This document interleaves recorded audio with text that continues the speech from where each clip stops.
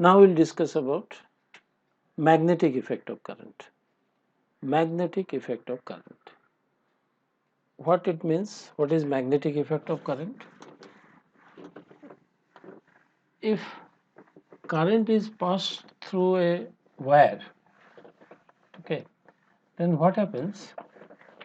Suppose we have a wire like this. Say wire. This experiment was performed by Ørsted. Ørsted was the first person who actually did this experiment. He passed current through a wire. I current is passed through this wire. Okay, this is a conducting wire. इसके नीचे में एक छोटा सा magnetic needle रख दिए थे उन्होंने ऐसे.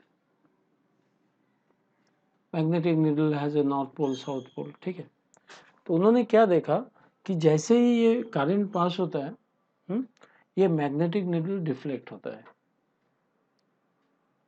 The magnetic needle gets deflected. Light on. The magnetic needle gets deflected.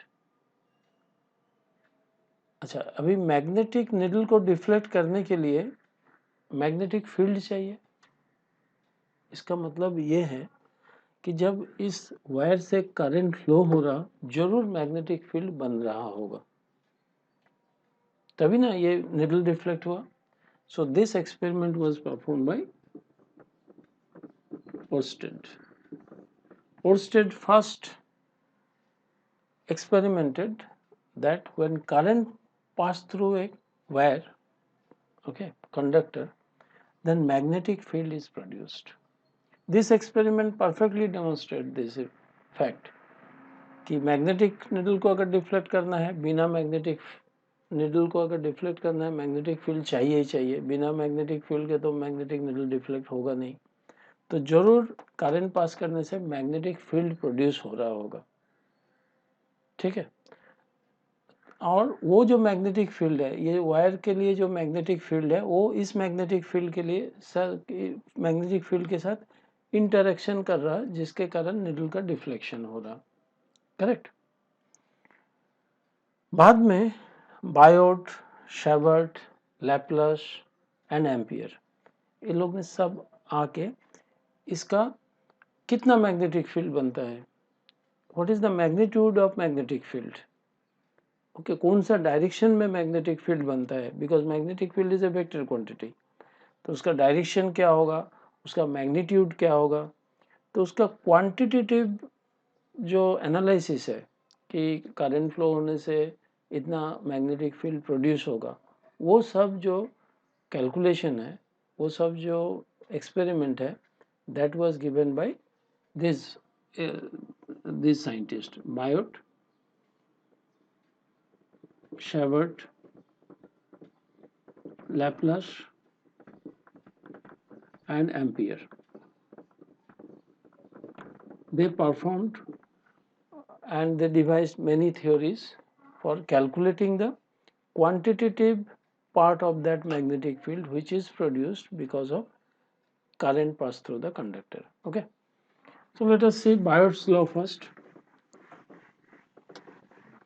Biot law क्या इंडिकेट करता है कि सपोज मेरे पास एक कंडक्टर का एक एलिमेंट है. Suppose I have an element like this, इसमें I करंट पास हो रहा है. Okay, and the length of this conductor is L. So a very small element of the conductor is chosen, इसमें I current pass हो रहा. तो अभी कोई एक पॉइंट है, सपोज यहाँ पर एक पॉइंट है P, ओके, जो इस मैग्नेटिक एलिमेंट का एक्सिस से suppose radial distance r distance पर है और ये डायरेक्शन है थीटा. सो मैग्नेटिक एलिमेंट का डायरेक्शन के साथ ये जो पॉइंट ज्वाइनिंग है एलिमेंट एंड पॉइंट, इसका डिस्टेंस कितना है r. ये जो एलिमेंट का एक्सिस के साथ करंट का डायरेक्शन के साथ ये डिस्टेंस थीटा एंगल बना रहा. Okay, so what will be the magnetic field here, what will be the magnitude, quantity, कितना अमाउंट ऑफ मैग्नेटिक फील्ड बनेगा, ये बायोट ने एक्सपेरिमेंट करके पता किया. Okay, so now we are explaining Biot law. Biot spelling क्या है? BI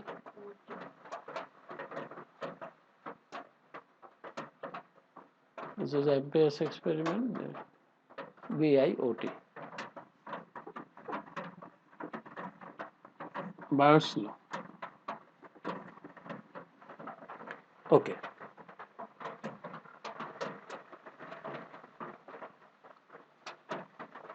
तो उन्होंने क्या देखा कि जो सपोज ये DL एलिमेंट के लिए यहाँ पर जो मैग्नेटिक फील्ड है, very small amount of magnetic field produce हो. Suppose DB is the magnetic field produced. ठीक है, तो उन्होंने देखा कि ये जो मैग्नेटिक फील्ड बनता है DB, इसका मैग्नीट्यूड इस तरह से इसका मॉड्यूलस रिप्रेजेंट किया जाता है. इतना मैग्नीट्यूड ऑफ मैग्नेटिक फील्ड बन रहा है. This is proportional to the current flowing through this. ज़्यादा करंट पास करोगे तो यहाँ पर ज़्यादा मैग्नेटिक फील्ड तैयार बनेगा. Okay, now current is also proportional to the magnetic field is also proportional to the length of the conductor. अगर length ज़्यादा होगा तो मैग्नेटिक फील्ड ज़्यादा बनता है.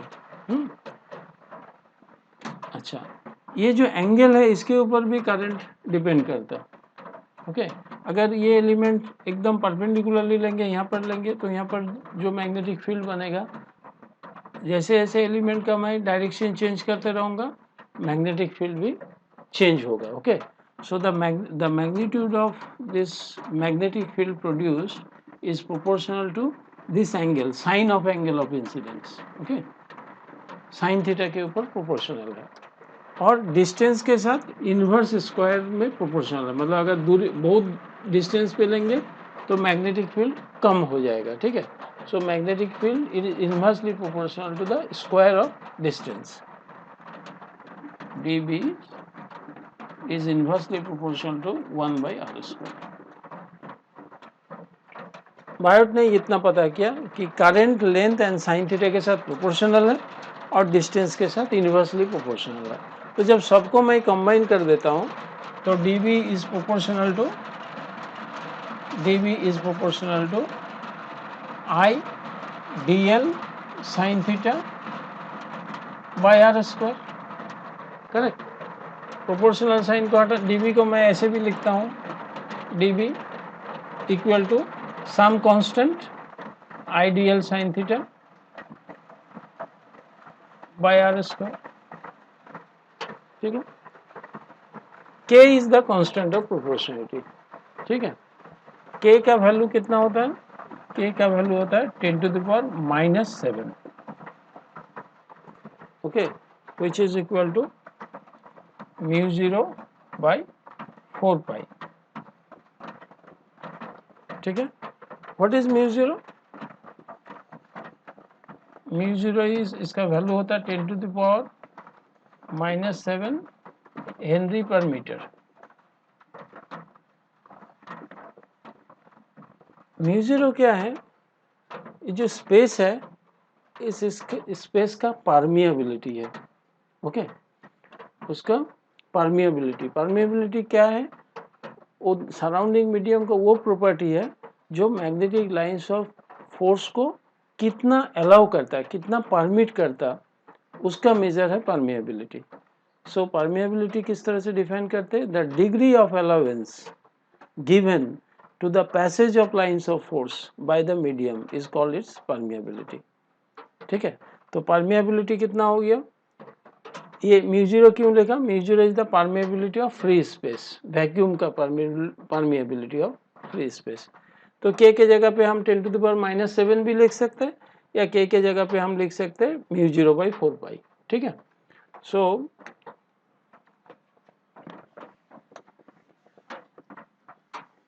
the magnitude of this magnetic field equal to dB is equal to μ0 by 4 pi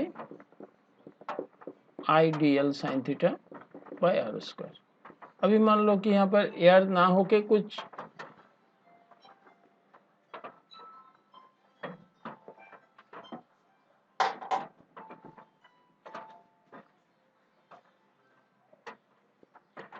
अगर मान लो कि यहाँ पर ये जो सराउंडिंग मीडियम है, सराउंडिंग मीडियम में एयर ना होके कुछ दूसरा मीडियम है, तो वहाँ पर उसका एब्सोल्यूट परमिएबिलिटी आएगा mu by 4 pi I DL sine theta by are square, ठीक है।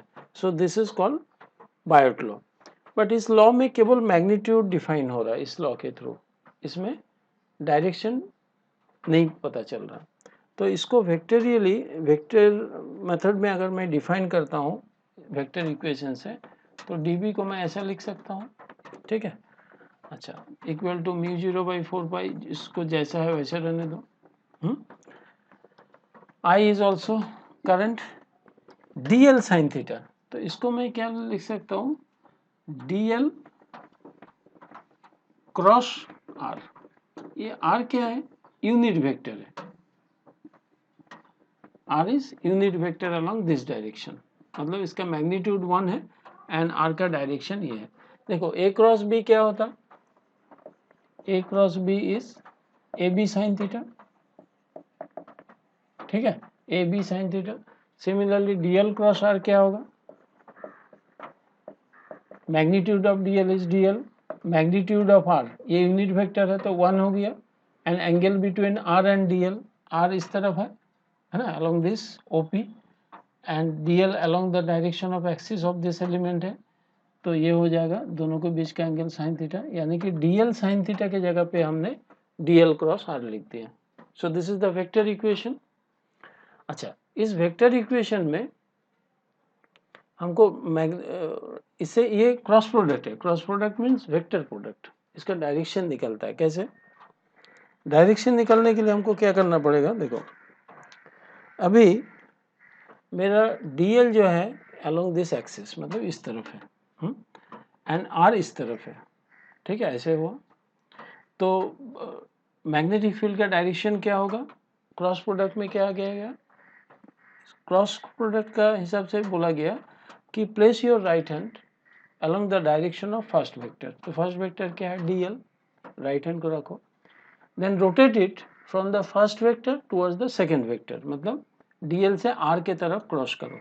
सो dl के से r के तरफ अगर मैं क्रॉस करता हूँ तो डायरेक्शन क्या, थंब कौन सा डायरेक्शन दे रहा, परपेंडिकुलर, किसके साथ परपेंडिकुलर, जिस प्लेन में ये dl है, ये करंट एलिमेंट है, और r है, उस प्लेन के साथ परपेंडिकुलर, ठीक है। यानी कि डायरेक्शन ऑफ मैग्नेटिक फील्ड किस तरफ आ रहा, इस तरफ। So the magnitude, the direction of the magnetic field is perpendicular to the plane containing dl and r, ठीक है, इस डायरेक्शन में। So now in this way this vector equation represents the magnitude as well as the direction of magnetic field at the point P, ठीक है। Okay, कुछ books में ऐसे भी लिखा जाता है, यहाँ पर अगर यूनिट वेक्टर नहीं लिया सपोज, तो मैं क्या लिख सकता हूँ, ऐसे भी लिख सकता हूँ, dB equal to mu 0 by 4 pi dl cross r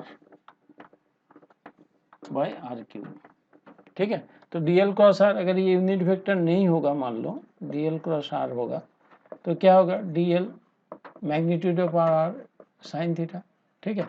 तो ये जो ऊपर का r है, नीचे का r से कैंसिल होकर r स्क्वायर रह जाएगा। So in this way also we can represent this magnetic field at any external point, ठीक है। तो इसको सबसे इसमें कहा जाता है कि ठीक है, मैग्नीट्यूड तो आपने निकाल दिया, व्हाट अबाउट डायरेक्शन, तो direction is perpendicular to the plane and containing the element and the line joining, okay. अच्छा, तो किस तरह से हम डायरेक्शन को समझ सकते हैं, सपोज ये मेरा करंट कैरिंग एलिमेंट है, तो उसमें कहा जाता है grabs the conductor at right hand with the thumb along the direction of current, जिस डायरेक्शन में करंट फ्लो कर रहा है उस डायरेक्शन में तुम थंब को रखो, रखा। अभी curl of your finger tips, ये जो फिंगर टिप्स का कर्ल है, that gives the direction of magnetic field, okay. तो this is another way of presenting the same direction. अगर डायरेक्शन ऐसा अगर होता, मतलब करंट अगर ऐसे फ्लो होता, तो क्या होगा, थंब को ऐसे रखना पड़ेगा, तो curl of the finger tips gives this direction, inward direction, ठीक है। अभी ये जो वेक्टर है जो कि perpendicular to your white board है और तुम्हारे तरफ है, इसको हम लोग वेक्टर में कैसे रिप्रेजेंट करते हैं, ऐसे, ठीक है। और अगर करंट ऐसे जाता होगा तो भी perpendicular to the white board but away from the observer, तो इसको कैसे रिप्रेजेंट किया जाता है, ऐसे, तो रिवर्स हो जाएगा। अगर डायरेक्शन ऑफ फ्लो को मैं चेंज कर दूंगा तो मैग्नेटिक फील्ड का डायरेक्शन भी रिवर्स हो जाएगा। क्लियर है? This is called buyers law. Now applying buyers law, let us try to apply this Bayes law and calculate the magnetic field at a point due to a current carrying coil. Let us see its application. अच्छा, एक coil है, coil means circular coil, okay, it has many turns. So मैं एक turn को दिखा रहा हूँ, there are number of turn in that coil, okay, और इसमें करंट भी फ्लो हो रहा है इसे। तो अभी निकलना है मुझे इसका सेंटर में कितने मैग्नेटिक फील्ड प्रोड्यूस होगा। ओके, मैं ये निकालूंगा और तुमको क्या करना है, एक्सिस में किसी पॉइंट पे भी निकलने के लिए बता दूंगा कैसे निकलना है। ठीक है, तो हम क्या करेंगे, सबसे पहले लिया I is the current flowing through the coil, a is the radius of the coil, this radius is a, n is the number of turns in the coil, how many turns we have in that coil. Okay, okay, so let us take an element of this coil, एक छोटा सा element ले लो। ठीक है, तो direction of element कौन सा हुआ, ये हुआ। इस एलिमेंट के लिए यहाँ पर मैग्नेटिक फील्ड कितना होगा, अभी हमने देखा बायर्स लॉ, बायर्स लॉ में क्या कहा गया, it is μ0/4π I dl sin theta by are square. ठीक है, तो मैं यहाँ पर अप्लाई करूँगा, ये dl एलिमेंट के लिए यहाँ पर जो मैग्नेटिक फील्ड बनेगा वो निकालने के लिए सेम अप्लाई करूँगा। So therefore the magnetic field at the center of the coil due to this current element of length L dl will be equal to dB, and this is μ0/4π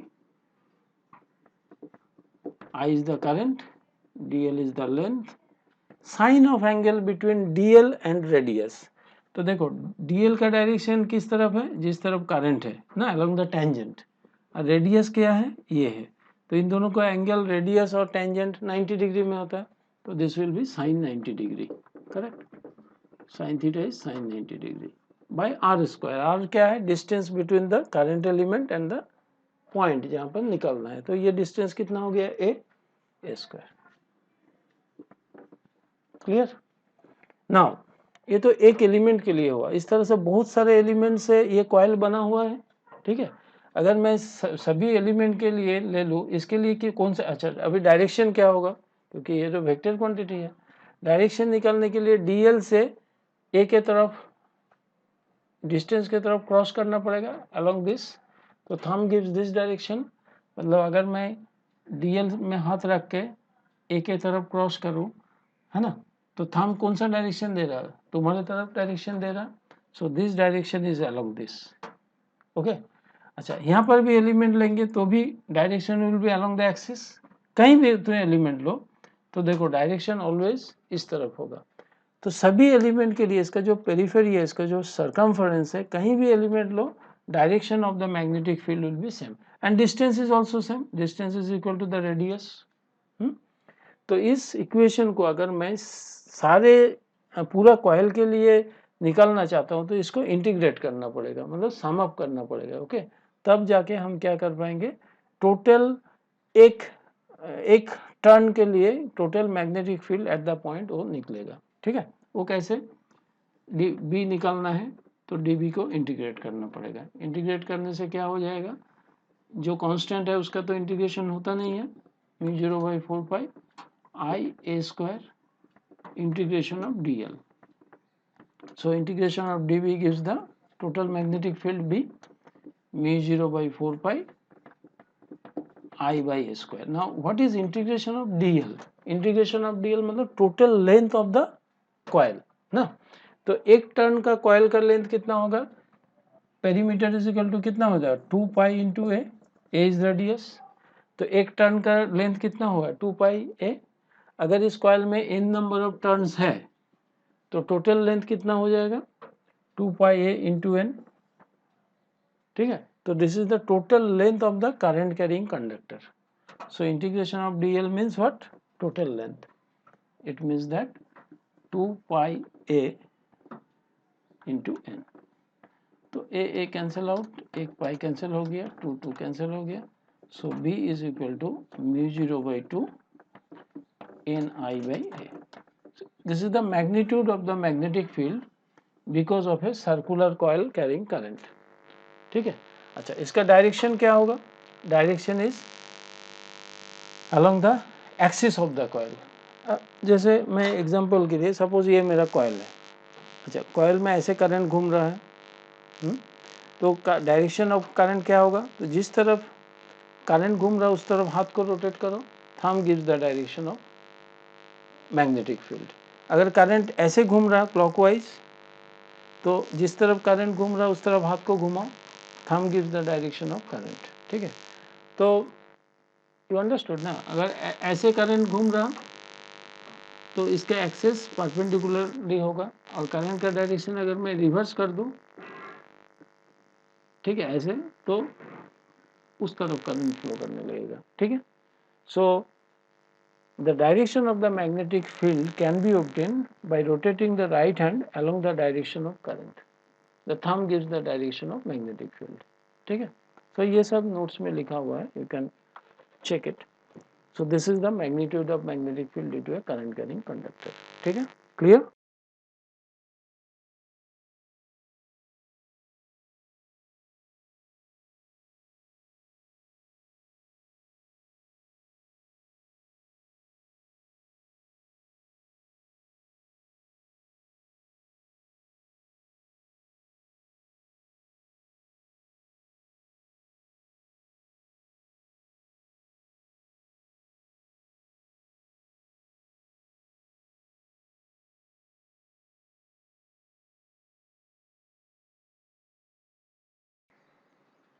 Today we will discuss about application of Bayer's law. Say we already found what is the magnetic field at a point at the center of a coil carrying current. So if I current is flowing through this, then the magnetic field at this point equal to B equal to mu 0 by 2. If n is the number of turns in the coil, then n into I by A. Well, what is A? A is the radius of the coil. तो eight the centre पर कितना होगा इस current carrying coil के लिए, जिसमें n number of turns है. यहाँ पर मैग्नेटिक फील्ड क्या कितना होगा सेंटर में? The magnetic field equal to this much. Okay. And the direction of the magnetic field is along the axis. Suppose this is the coil, then the if I is the current flowing, then if you rotate your right hand, then thumb gives the direction of current. Okay. Now we will find what will be the magnetic field and on the axis of the coil. Okay. Suppose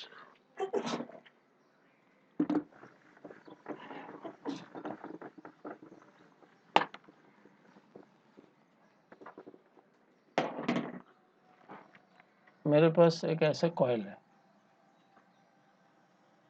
okay. And suppose I is the current flowing through this. Okay. And we want to find out this is the center of the coil, और मुझे इसका centre में इस जगह पे at the point P मुझे magnetic field निकालना है. Okay. How to find out? So this is the center. Suppose this distance is equal to x.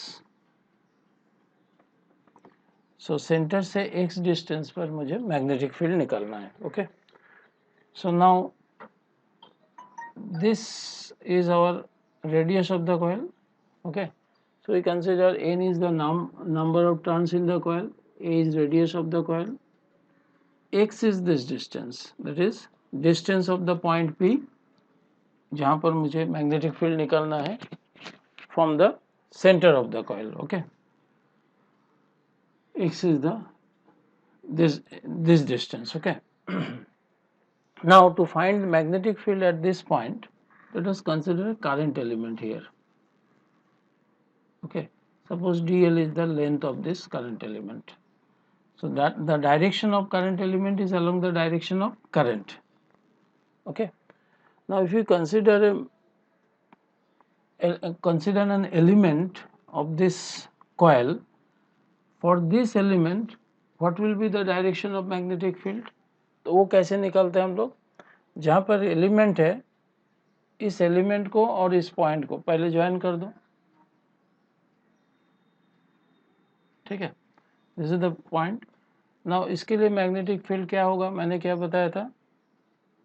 जिस एलिमेंट, करंट एलिमेंट के लिए मैग्नेटिक फील्ड क्या कितना होता है? I, current passing through the element, dl is the length of the element into sine of angle between dl and this point. ये जो distance है, सपोज ये r है, ठीक है, तो इन दोनों के बीच का एंगल कितना होगा? जैसे कॉयल ऐसा है तो ये 90 डिग्री होगा, क्योंकि अगर कॉयल का एक्सिस में है, दिस इज द कॉयल और ये पॉइंट है, ठीक है, तो r और dl के बीच का एंगल देखो कितना हो रहा है? 90 degree. Okay, so this angle is 90 degree. So we will find what is the magnitude of magnetic field at the point P due to this current element. So simply we find if dB is the magnetic field here, then magnitude of the magnetic field dB equal to mu 0 by 4 pi, that is the constant that will appear. Okay, mu 0 by 4 pi, I is the current flowing through this into the length dl into sine of angle between dl and r. So this is 90 degree, sine 90 by distance square, square of distance, r square, correct? So this is mu 0 by 4 pi I dl by r square, correct? Okay, now this, if we consider this element, then the direction of magnetic field, how we obtain direction? Direction can be obtained by, suppose जिस तरफ dl है उससे r के तरफ cross करो, ठीक है, so the direction of the magnetic field will be somewhere like this. This is the dB. It will have two component, एक तो along the axis है ना, this will be dB cos theta. If this is theta, then one component will be dB cos theta and the another component of this magnetic field will be this dB sin theta. अगर एक element just इसका diametrically opposite लिया जाए यहाँ पर, ठीक है, कितना हो जाएगा? ये थीटा है, यहाँ पर अगर एक एलिमेंट लिया जाए तो इसके लिए मैग्नेटिक फील्ड P पॉइंट पर कितना होगा? This is dB. इसका axial component along the axis dB cos theta और vertical component perpendicular to the axis dB sin theta, ठीक है. So if this is theta, then this dB cos theta and dB sin theta. तो देखो, अगर दो element diameter के oppositely लिया जा रहा, तो ये जो कंपोनेंट है मैग्नेटिक फील्ड का, जो वर्टिकल कंपोनेंट है, ये दोनों कैंसिल हो जाएगा, dB sin theta will cancel out, correct. कौन रह जाएगा? Along the axis. तो इस तरह से जितने भी एलिमेंट मैं कंसीडर करूंगा on the periphery, on the circumference of this coil, सबके लिए क्या होगा? Magnetic field will be added up towards the axis of the coil और vertical component mutually cancel out हो जाएगा. Okay, so the effective magnetic field due to this current element is equal to dB cos theta. क्यों dB cos theta? Because this is the only component which will be added up, है ना. Magnetic field, तो इसके लिए magnetic field directly direction तो axis के तरफ नहीं हो रहा है ना, इसका एक कंपोनेंट, जितना मैग्नेटिक फील्ड हमको क्या निकालना है, पूरा सर्कुलर कॉइल में जो करंट फ्लो हो रहा है उसके चलते पी पॉइंट पर मैग्नेटिक फील्ड निकलना है. प्रॉब्लम ये है कि ये जो एलिमेंट है इसके लिए मैग्नेटिक फील्ड का डायरेक्शन एब्सोल्युटली एक्सिस के तरफ नहीं है. it makes certain angle with the axis. इसके लिए मुझे इसका कंपोनेंट निकालना पड़ा. ठीक है. So the effective component for this element along the axis is dB cos theta. So what is dB? dB is equal to mu 0 by 4 pi I into dl by r square into cos theta. Correct. Now what is cos theta? Now if this is theta, this is 90 minus theta, then this will be theta, this will be 90 minus theta, okay, and this is 90 degrees, so this angle is theta. Correct. Now in terms of r को अगर मुझे हटाना है, क्योंकि हमको तो x के term में निकालना है, we want to find out magnetic field at a distance x from the center of the coil and in terms of radius. तो r को हम क्या बोल सकते हो? इन दिस ट्रायंगल, सपोज इसका नाम दे दो कुछ AOP, तो in triangle AOP r square equal to, ये 90 डिग्री है, a square plus x square, ठीक है ना. अच्छा, ये अगर थीटा होगा इस ट्रायंगल का, तो कॉस थीटा कितना हो जाएगा? b by H a by R. Cos theta is a by R. Correct. ठीक है. तो मैं क्या लिख सकता हूँ? The magnetic field due to this elements equal to mu 0 by 4 pi I into D L. R square की जगह पे मैं लिख सकता हूँ A square plus x square. ठीक है. अच्छा, cos theta is A by R. Cos theta is A by are. R कितना हो जाएगा? रूट ओवर ए स्क्वायर प्लस एक्स स्क्वायर. ठीक है. अगर R square A square plus x square है तो R is root over A square plus x square. ठीक है. तो कॉस थीटा की जगह पे मैं लिखूंगा a by root over A square plus x square. Correct. So this equal to mu 0 by 4 pi I into A into dl by a square plus x square. यहाँ पर पावर कितना है? 1 है. यहाँ पर पावर हाफ है. So 1 plus half is 3/2. ठीक है. So if we want to find out the total magnetic field due to the entire coil, ये तो एक एलिमेंट के लिए हुआ, तो हमको क्या करना पड़ेगा? इसको इंटीग्रेट करना पड़ेगा. So the net magnetic field, अभी तक हम लोग को क्या चल रहा था? dB निकल रहे थे हम लोग, total magnetic field due to this, due to the current element. Okay, dB cos theta निकल रहे थे, dB cos थीटा निकल रहे थे. तो अभी टोटल मैग्नेटिक फील्ड निकालने के लिए इसको क्या करना पड़ेगा? इसको इंटीग्रेट करना पड़ेगा. Then only will get the total magnetic field. ठीक है. So this is equal to mu 0 by 4 pi I into A by A square plus, ये सब कांस्टेंट है, कोई चेंज होने वाला नहीं है, तो इसका इंटीग्रेशन नहीं होगा. इंटीग्रेशन ऑफ डीएल, डीएल का इंटीग्रेशन क्या होगा? Total length of the coil, तो length of one turn is equal to 2 pi into a. Correct. तो मैं इसको लिख सकता हूँ, इंटीग्रेशन ऑफ डीएल को मैं क्या लिख सकता हूँ? 2 पाई इंटू ए, 2 पाई इंटू ए. अगर कॉइल में मोर देन 1 टर्न है तो टोटल लेंथ कितना हो जाएगा? 2 pi A into number of turns. ठीक है. कुछ कुछ बुक्स में नंबर ऑफ टर्न्स नहीं लिया गया, तो उसको छोड़ देना. ठीक है. नंबर ऑफ टर्न 1 कंसिडर कर सकते हो. So this is pi pi cancel out, 2 2 cancel out. So how much it is? This is equal to mu 0 by 2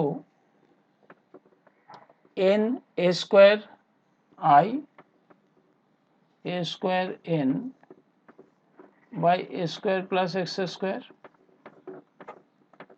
3/2. ठीक है. So this is what the magnetic field,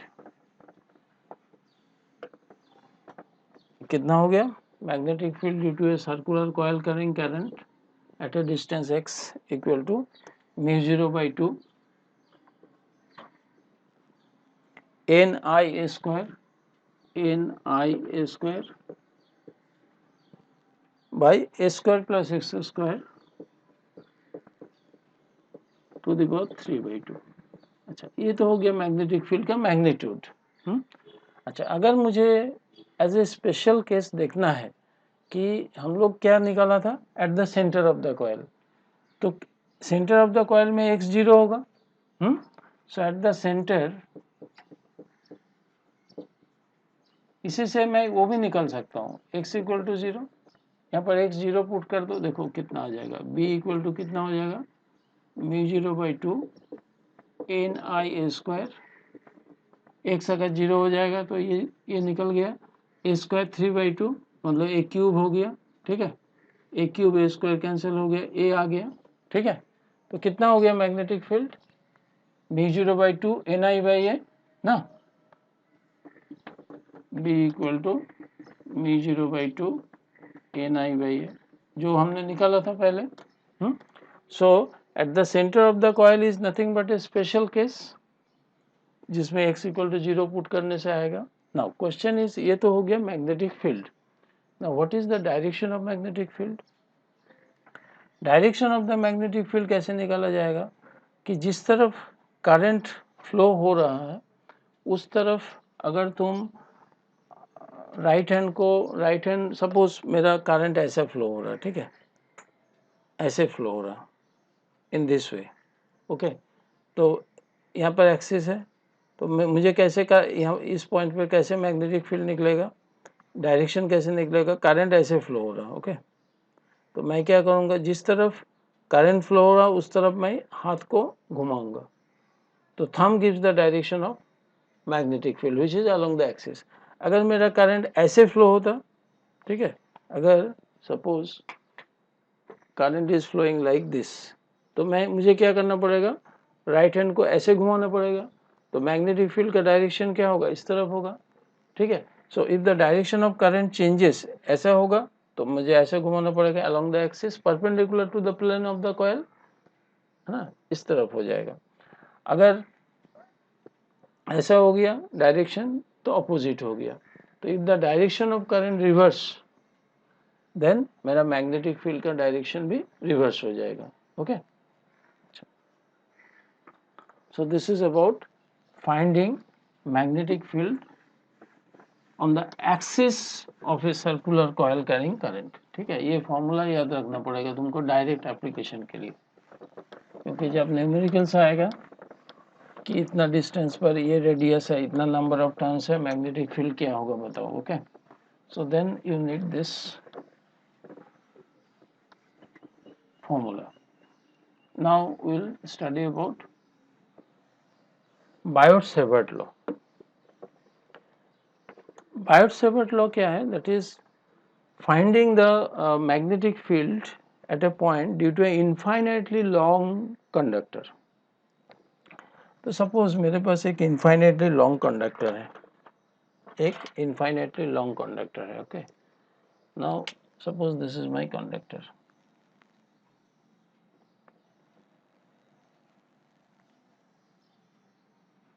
Infinitely long, okay. तो मुझे इस point पर magnetic field निकालना है, okay.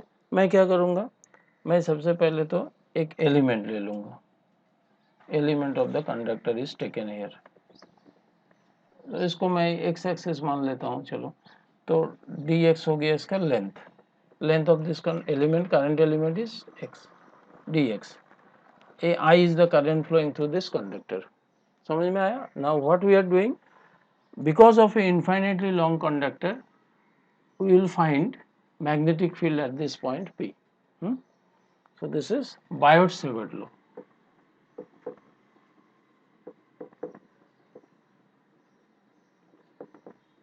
Finding magnetic field at a point due to an infinitely long conductor. Okay. अच्छा, तो इससे मैं इधर इसके ऊपर एक परपेंडिकुलर ड्रॉ किया, इसको ज्वाइन करना पड़ेगा। सपोज ये डिस्टेंस, ये एंगल है थीटा, ओके, ये परपेंडिकुलर डिस्टेंस है ए, ये डिस्टेंस सपोज x है, ये डिस्टेंस r मान लेते हैं, ठीक है। So because of this current element यहाँ पर मैग्नेटिक फील्ड कितना होगा, पहले ये निकालते हैं ना। तो हम लोग के पास बायर्स फॉर्मूला में क्या है, the magnetic field is equal to μ0/4π I into dl cross r by r square.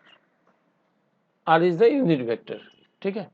इसमें मुझे डायरेक्शन भी पता चलता है, कैसे कि जिस तरफ करंट एलिमेंट है इस तरफ करंट एलिमेंट है, तो dx का डायरेक्शन ये है, इसका लेंथ मैंने dx लिया, ठीक है। dx का इस तरफ है, तो मैं dx के तरफ हाथ को रख के अगर क्रॉस प्रोडक्ट का जो रूल है dx क्रॉसर क्रॉस करूंगा तो magnetic field will come towards you, okay, towards the observer. तो इसको हम ऐसे भी डिनोट करते हैं, perpendicular to the plane containing dx and r, है ना, एंड टूवर्ड्स द ऑब्जर्वर, ठीक है। सो नाउ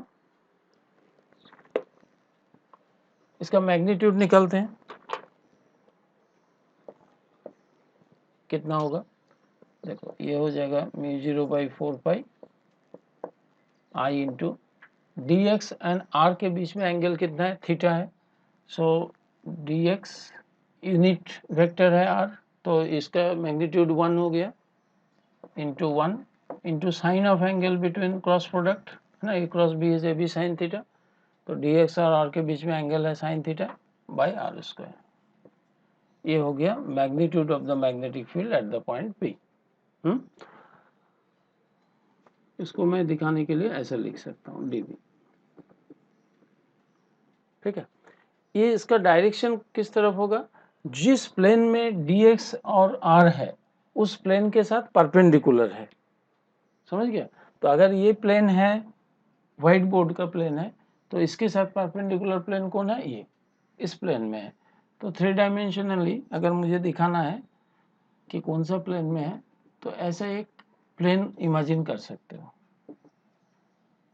देखो ये कैसे प्लेन है, परपेंडिकुलर टू दिस प्लेन ना, व्हाइट बोर्ड के साथ परपेंडिकुलर है, तो इस प्लेन में रहेगा dB, ओके। अच्छा, अभी अगर टोटल करंट एलिमेंट अगर यहाँ पर रहेगा तो थीटा देखो धीरे धीरे जीरो होते जाएगा ना।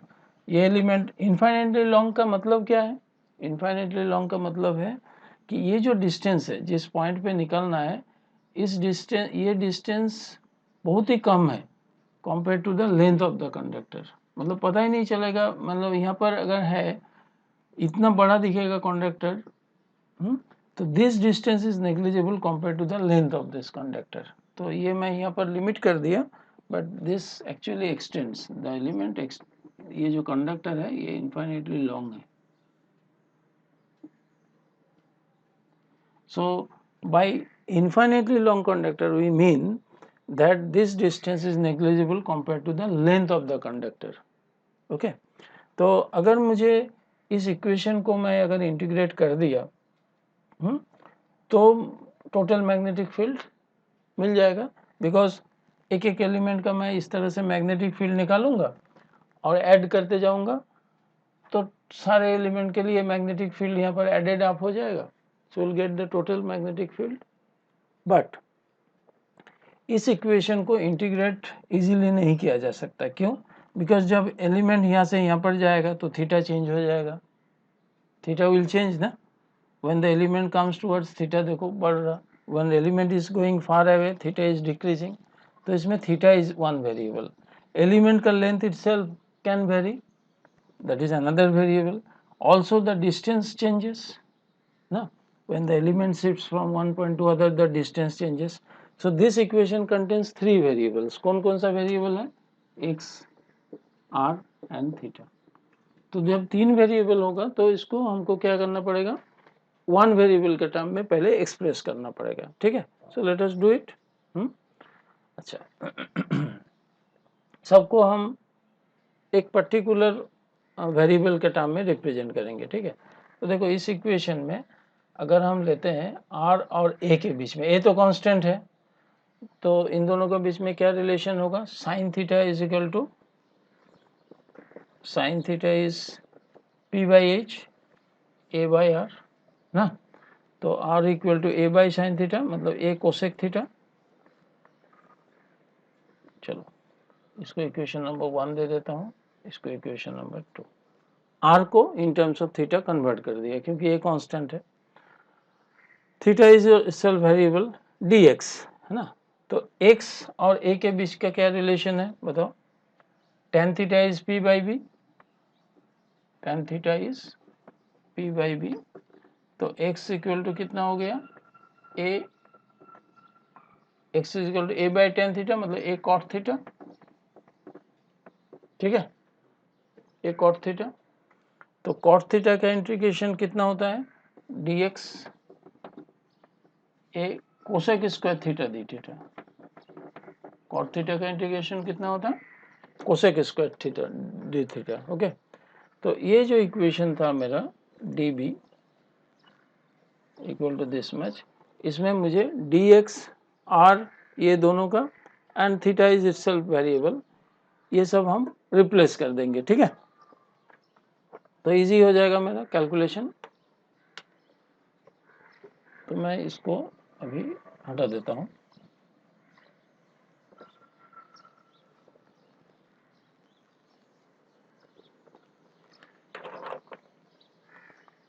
So dB equal to, that is the magnetic field due to this current element, equal to mu 0 by 4 pi I, तो ठीक है, current through this conductor. dx के जगह पे लिख सकता है a cosec square theta D theta, a cosec square theta D theta, ठीक है, I हो गया। a dx के जगह पे ये हो गया sine theta, let it be sine theta. नीचे में आर स्क्वायर है, R square is A square cosec square theta, ठीक है। Cosec square theta cancel out, एक ए कैंसिल हो गया, ठीक है। So how much it is? Mu 0 by 4 pi I sine theta D theta by A. Clear? Now अगर मुझे अभी इस इक्वेशन को इंटीग्रेट करना आसान है, क्यों? Because there is only one variable that is theta, ठीक है। तो ये एलिमेंट अगर एक्सट्रीम लेफ्ट में रहेगा, इस एक्सट्रीम एंड में रहेगा, तो थीटा विल बिकम 0, और ये एलिमेंट अगर एक्सट्रीम राइट पे रहेगा तो थीटा विल बिकम 180 डिग्री, क्योंकि थीटा कंटिन्यूसली बढ़ रहा है, देखना ना। अगर एक्सट्रीम राइट पे रहेगा, यहाँ पर रहेगा, तो थीटा बिकम्स, क्योंकि ये इन्फाइनेटली लॉन्ग है, ये डिस्टेंस बहुत ही छोटा है, तो it will become 180 degree. So now the limit of integration is, we can find out the magnetic field by integrating the magnetic field due to the current element, okay, and the limit of integration is from 0 to pi, 0 से 180 degree। क्यों? because extreme left में theta is 0, extreme right में theta is 180 degree। तो dB की जगह पे ये put कर दो, mu 0 by 4 pi I by a sin theta d theta, ठीक है। So this is equal to how much? Mu 0 by 4 pi I by a sine theta का इंटीग्रेशन कितना होगा? माइनस कॉस थीटा ना, minus cos theta 0 to pi, minus को बाहर निकालो, mu 0 by 4 pi I by a, पहले upper limit put करने पड़ता, फिर माइनस लोअर लिमिट। तो कॉस थीटा के जगह पे अपर लिमिट पुट करो, थीटा के जगह पे cos pi minus cos 0, cos pi, pi का ग्राफ कैसे, कॉस का ग्राफ कैसे रहता है? ऐसे, तो cos 180 degree is -1, so this is equal to minus mu 0 by 4 pi I by A -1, cos 0 is 1, so -2 minus minus cancel out, so what is the magnetic field? यहाँ से देखो mu 0 by 4 pi I by a और 2 हो गया, 2 और 4 pi cancel हो जाएगा, यहाँ पर क्या हो गया? ये -2 हो गया, -2 इसके साथ प्लस हो गया 2, 2 cancel out, so mu 0 by mu 0 by 2 pi mu 0 I by 2 pi a. So this is the magnetic field, mu 0 by 2 I 2 pi I by a. Correct? This is magnetic field due to the infinitely long straight conductor at any point. अभी magnetic field is a vector quantity, it should have direction. तो direction मैंने पहले ही बताया, direction is on the perpendicular plane, which is this plane is perpendicular to the plane containing the current element length x and this distance. Okay, तो इसको कैसे express किया जा सकता है? The direction of the current element can be obtained. Suppose if you grasp the conductor at right hand, suppose ये conductor है, उसको right hand में grasp करो, पकड़ो, with the thumb along the direction of current. So the curl of the fingertips gives the direction of magnetic field. ये clear हुआ? बाहर से पढ़ लो. Now,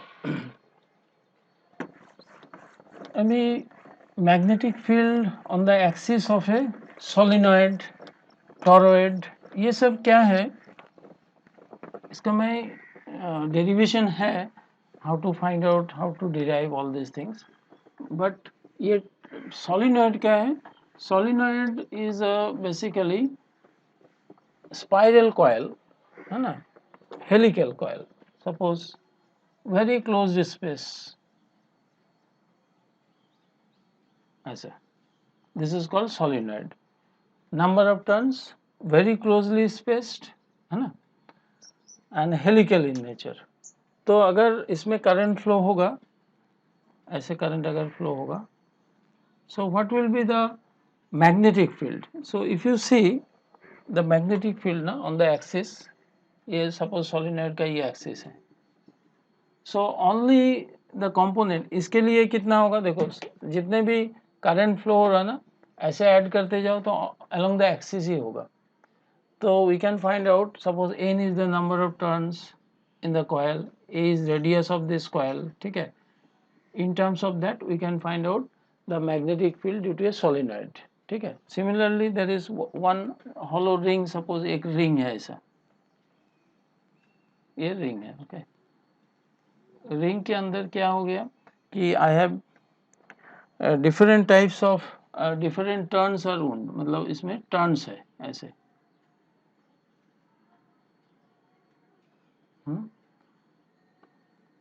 ये solenoid and toroid किस लिए यूज होता है? To produce high magnetic field, ठीक है? So you have number of turns on this ring, hollow ring. तो इसको क्या कहा जाता है?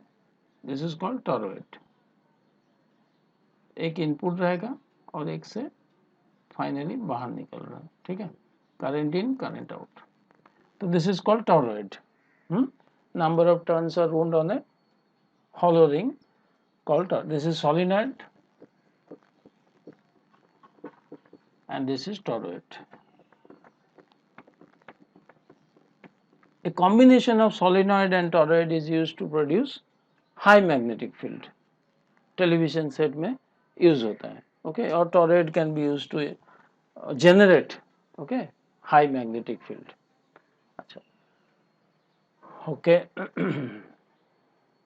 Let's do one important part that is called Ampere circuital law. ये क्या है? What is Ampere circuital law? अच्छा, now Ampere circuital law समझने के लिए suppose we have a surface like this. This is the surface. तो along the length मैंने suppose जिसमें, और ये क्या है? along the length हर एक एलिमेंट के, यहाँ पर मैं एक एलिमेंट ले सकता हूँ इस सरफेस का, सो dl इज द लेंथ, ठीक है? तो इसमें एम्पियर सर्किटल लॉ में क्या कहा गया कि ये जो मैग्नेटिक फील्ड बनेगा इस एलिमेंट के लिए, तो suppose B is the magnetic field along tangential direction. तो अगर मैं B का अलोंग द लेंथ ले लूँ B डॉट dl, और इस तरह का सारे मैग्नेटिक फील्ड्स को, एक एक एलिमेंट के लिए जो मैग्नेटिक फील्ड बनेगा सबको मैं एडअप करते रहूँ, है ना, अलोंग द सर्कमफरेंस, तो दैट विल, इसके साथ करंट का एक डेफिनेट रिलेशनशिप है. सो व्हाट इज दिस, इसमें क्या क्या आ गया कि if you take the line integral मतलब sum of all the B dot d l components को ऐड करते रहो, तो this is equal to mu zero times the current flowing through this is Ampere circuital law. तो चलो B is uniform, B dot d l, integration of d l कितना हो जाएगा, 2 pi a B and d l, B और magnetic field and d L के बीच में 90 degree है, so B D l sine 90 degree, and इसका integration अगर करोगे तो डी एल का इंटीग्रेशन कितना हो जाएगा, 2 पाई इंटू द रेडियस, है ना, इसका टोटल लेंथ कितना हो जाएगा, डी एल मतलब total length of the periphery, 2 pi into A is equal to mu 0 times I. Clear? So this is equal to, the magnetic field is equal to mu 0 I by 2 pi A. This line integral of magnetic field along the current element along the length of the boundary is equal to mu 0 times the current flowing. This is called Ampere circuital law.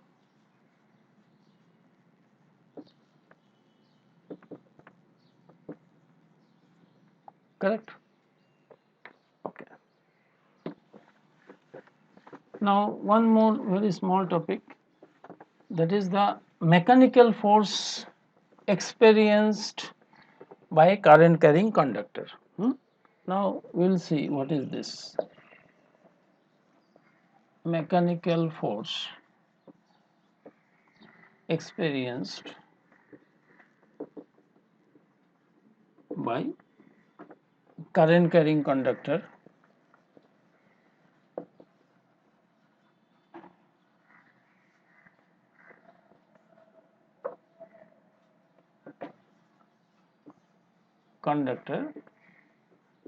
kept in a magnetic field, kept in external magnetic field, kept in a magnetic field, external magnetic field. मतलब क्या हो गया, suppose मेरे पर ये एक magnetic field है,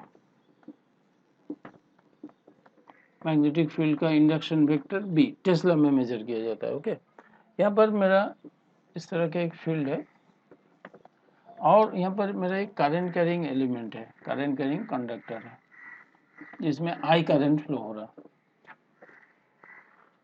अभी क्या होगा, आई करंट फ्लो हो रहा, तो इस एलिमेंट का, इसमें अगर आई करंट फ्लो होगा डीएल लेंथ में, तो current element means what, it creates magnetic field, तो इसका एक अपना मैग्नेटिक फील्ड होगा.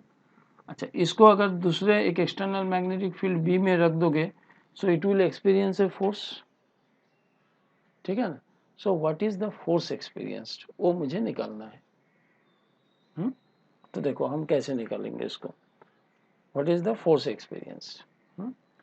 अच्छा, एक फंडामेंटल लॉ है कि अगर क्यू चार्ज v वेलोसिटी से मूव कर रहा, तो वो एक फोर्स एक्सपीरियंस करता है मैग्नेटिक फील्ड में. चार्ज के चलते क्या होता है, चार्ज जब मूविंग स्टेट में रहेगा तो उसका एक प्रॉपर्टी है जिसके कारण मैग्नेटिक फील्ड बनता है. Okay, so now if q is the charge, okay, and it is moving with velocity v in a magnetic field, then it experiences a force which is equivalent to this. ये बड़े होकर जब तुम plasma physics ये सब पढ़ोगे, और even अभी भी है, दैट इज द 11-12 में सारे चैप्टर्स में अभी है कि force on a moving charge in an external magnetic field, इसका सर्कुलर पाथ ट्रेजेक्टरी कैसे हो जाएगा, एक्सटर्नल मैग्नेटिक फील्ड के ऊपर डिपेंड करता है कि चार्ज का वेलोसिटी किस तरफ है, उसके ऊपर डिपेंड करेगा कि फोर्स एक्सपीरियंस कितना होगा. वी वेलोसिटी में अगर क्यू चार्ज एंटर करेगा एक मैग्नेटिक फील्ड में, तो वो इतना फोर्स एक्सपीरियंस करेगा. ठीक है, अभी मान लो जस्ट इसी को यूज़ करके हम फोर्स निकालना चाहते हैं, ठीक है। कैसे निकलेगा? सपोज dl इज दिस, है ना, तो dl अगर dt टाइम है तो इलेक्ट्रॉन्स का वेलोसिटी कितना होगा? dl by dt, dt time में dl में इतना वेलोसिटी से मूव करेगा। अच्छा, चार्ज क्या है? dq बाई dt is equal to current, this is nothing but current, ठीक है। तो वेलोसिटी के जगह पे मैं क्या लिख सकता हूँ? dl by dt into B, ठीक है, ये लिख सकता हूँ। अगर dq चार्ज फ्लो हो रहा है तो dq चार्ज को हम dq लिख दिया, तो this is the df force experience by dq charge. dl by dt कहाँ से आया? This is the velocity of the electrons inside this current element dl by dt। तो हम क्या कर सकते हैं? नाउ चूंकि यूनिफॉर्म मैग्नेटिक फील्ड है तो मैं इसको क्या लिख सकता हूँ? dq by dt into dl cross b, ठीक है।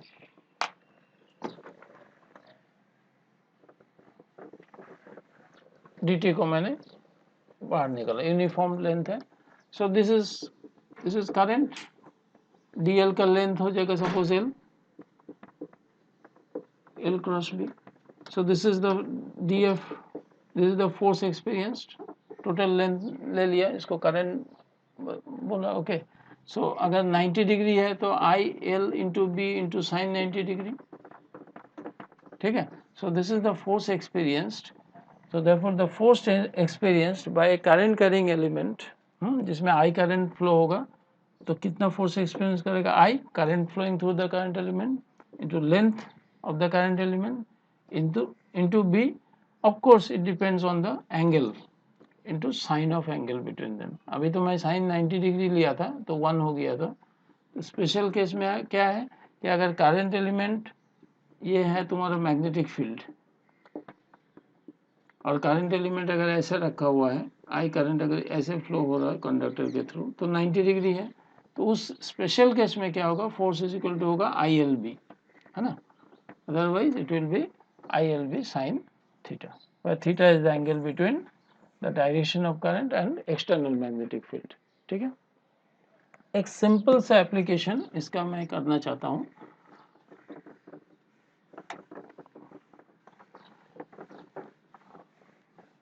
This will complete our this topic, but moving coil galvanometer भी करना है ना, वहाँ पर भी तुमको ये सब आना चाहिए, then only you can understand how the moving coil galvanometer acts. Suppose there are two straight conductors, है ना, इसमें I1 करंट फ्लो हो रहा, इसमें I2 करंट फ्लो हो रहा, ठीक है। तो क्या होगा? ये स्ट्रेट कंडक्टर मान सकते हो, I करंट फ्लो होने से इसका एक मैग्नेटिक फील्ड होगा, है ना। तो एज इफ अगर इसको मैं पकड़ता हूँ इस कंडक्टर को, तो क्या हो जाएगा? ऐसे पकड़ के ऐसे करो तो curl of the finger tips, मतलब ऐसा लग रहा है कि इधर जो मैग्नेटिक फील्ड का डायरेक्शन इस तरफ होगा, ठीक है। मतलब इस कंडक्टर का अगर सिंपलेस्ट वे में सोचोगे तो एक इस तरफ नॉर्थ पोल होगा, एक इस तरफ साउथ पोल होगा। सिमिलरली अगर इस कंडक्टर को पकड़ोगे तो इसका भी ऐसा होगा, इस तरफ नॉर्थ पोल, इस तरफ साउथ पोल। तो दो कंडक्टर में अगर मैं करंट फ्लो कराऊंगा ऐसे, है ना, पैरेलल डायरेक्शन में, तो क्या होगा? देखो इसका जो मैग्नेटिक फील्ड का डायरेक्शन है, इसका मैग्नेटिक फील्ड उस तरफ है, तो नॉर्थ साउथ अट्रैक्ट करेगा, so the conductor will attract each other, na, so they will come closer because of this force. अच्छा, if they are in opposite direction, तो इसको पकड़ो ऐसे स्ट्रेट कंडक्टर को, राइट हैंड करो, इस तरफ नॉर्थ पोल, इस तरफ साउथ पोल, समझने के लिए जस्ट, क्योंकि मैग्नेटिक फील्ड का डायरेक्शन इस तरफ है। इसका पकड़ो, इस तरफ नॉर्थ पोल, इस तरफ साउथ पोल, ठीक है। When the direction of current is reversed, इस केस में कितना हो जाएगा? देखो ये साउथ साउथ रिपेल करेगा, so the conductor will move far away ना, दोनों कंडक्टर एक दूसरे को रिपेल करेगा when the direction of current is reversed. Now question is this, इस करंट एलिमेंट के लिए यहाँ पर कितना मैग्नेटिक फील्ड होगा और इसमें कितना फोर्स एक्सपीरियंस करेगा? Okay, that we can easily find out. that is the magnetic field produced by passing current through the A wire, है ना. ये कितना हो जाएगा, V equal to mu 0 current through the first conductor by 2 pi. ये जो ampere circuital law type का है ना कि B D L is equal to mu 0 I1. तो इसका अगर डी डिस्टेंस है तो इसका कितना हो जाएगा टोटल 2 पाई डी. ये हो गया magnetic field produced by this. इसमें जो I1 करंट फ्लो कर रहा है उसके लिए यहाँ पर कितना मैग्नेटिक फील्ड प्रोड्यूस हुआ.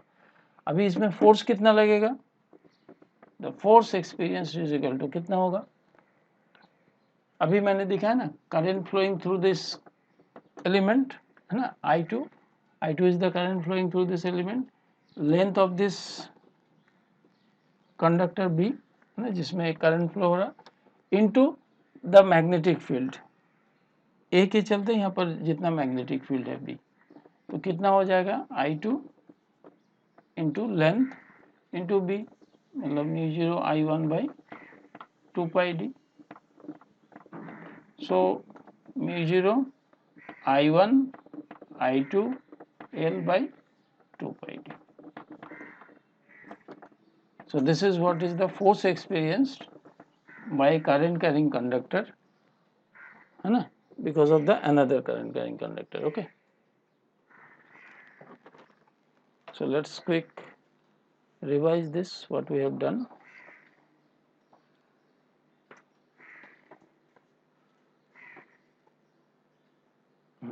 तो हमने ये देखा Biot Savart law, correct. Take the screenshot. This is how we derived the magnetic field into a straight conductor. Okay. Grasp the conductor. This is the last two line indicates how to find the direction. This is how we derived the mechanical force experienced. Okay. So and then we discussed about toroid and solenoid, but we have not derived the formula for toroid and solenoid. Okay. Then mechanical force, then the force experienced by current carrying conductor. Remember, when the directions are in the same, then they attract each other. When the direction are reversed, they will repel each other. And what is the force experienced? Mu 0 I1 I2 into L by 2 pi d. Okay, that's all. Thank you very much.